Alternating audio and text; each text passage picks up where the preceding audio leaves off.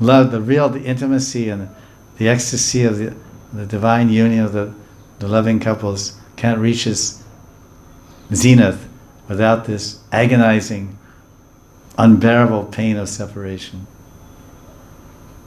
Even separation in Sanskrit is called fire. It's called Viraha Agni. Agni means fire. Agnihotra people do. And Viraha means Viraha. Raha means to live.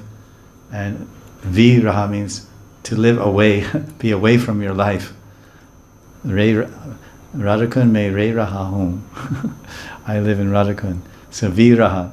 So when I'm not with my life, or I'm not living with the one I love, then I'm separated, Viraha. And that burns me. When I'm in separation, my heart burns. In separation, I may be angry, and I cry, but my tears are hot.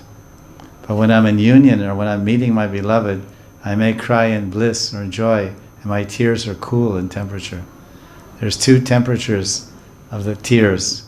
The tears of separation are hot, and the tears of divine communion and are cool, according to our statements of our acharyas.